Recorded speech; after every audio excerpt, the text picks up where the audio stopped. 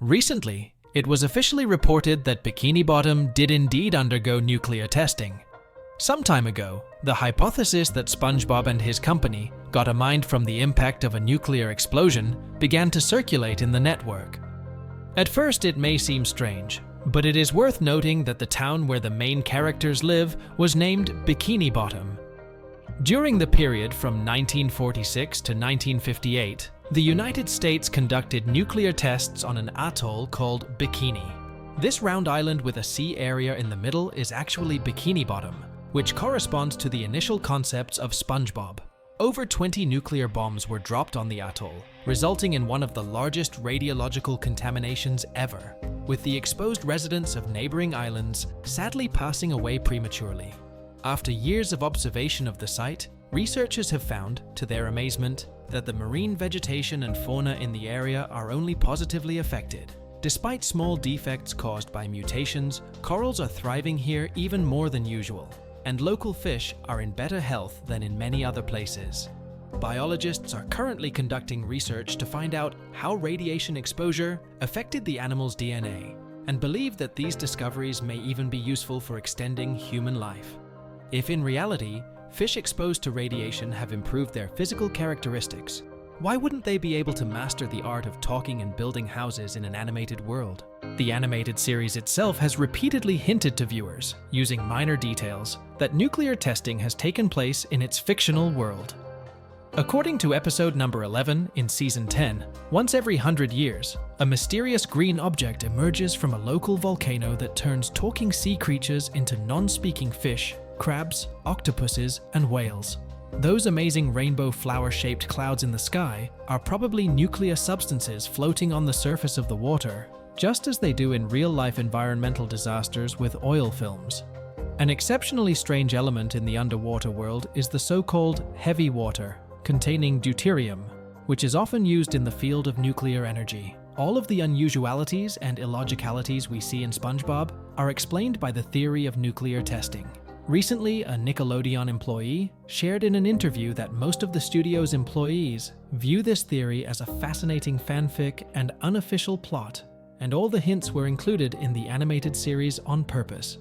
However, he also stated that it is important for them not to confirm this theory, as it is more exciting to imagine that it could be true and look for evidence of it than to know for sure that this is actually the case. However, a month later, the 7th installment of the new show dedicated to Patrick Star, a customized spin-off dedicated to this naval star, is set to air, and it finally confirms all previous mysteries. In this animated series, Patrick possesses his own time vehicle created by Sandy, and periodically travels to the past and future. As a reminder, time travel is considered commonplace for the SpongeBob character. In previous episodes, Squidward has traveled to the distant future, and SpongeBob and Patrick have randomly altered the entire timeline. In this case, it started with his grandfather telling him, "In the 40s, they didn't pay for fruit at all. It fell right into your mouth by itself." Upon hearing this, Patrick was immediately transported back to the 40s. Without attaching himself to any particular year, he chose an entire decade, apparently to avoid connection to real disasters, and found himself in an empty, completely dead Bikini Bottom. Only military personnel move through the streets, and mannequins depicting the lives of ordinary families are placed in the houses and on the streets, with wide smiles and a radioactive sign on their heads. When Patrick returns to the time machine, the countdown begins, and a huge green mushroom cloud appears over the city. In 1946, there was a nuclear explosion, but there is a but. By the time of the explosion, Bikini Bottom was already a developed city, where fish traveled in automobiles and mannequins displayed the atmosphere of those years. What's more, in episode 20, Patrick traveled to an even earlier past, to 1927, when his grandfather was a kid and friends with a young Krabs, Puff, and Squidward's grandmother. True, they're almost a century old now. However, there was already intelligent life in the town at that time.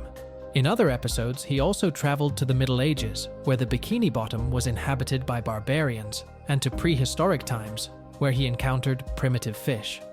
The radiation from the nuclear explosion in episode 7 reached Patrick, but it didn't make him any dumber or smarter.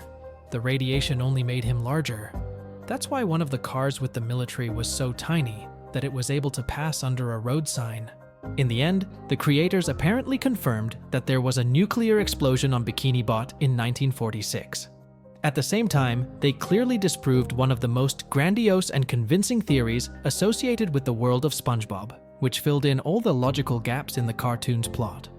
At the time of the explosion, the entire settlement had been evacuated, and with the exception of a few injured soldiers, the radioactive exposure had not affected the local vegetation and animal life. Even the rainbow clouds in the sky existed long before the explosion.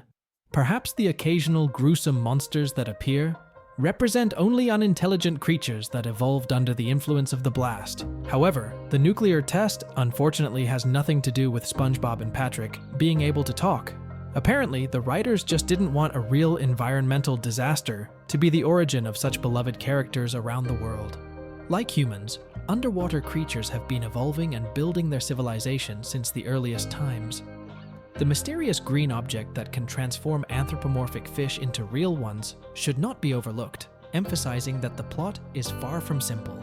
The animated series suggests that Neptune's moon comes to the surface every 100 years, and this is not the first millennia, implying that there are special substances in the Bikini Bottom area that allow underwater creatures to evolve, but not in 1946, but millions of years ago. The impact on the evolution of land creatures was the result of the so-called Son of Neptune, a red object.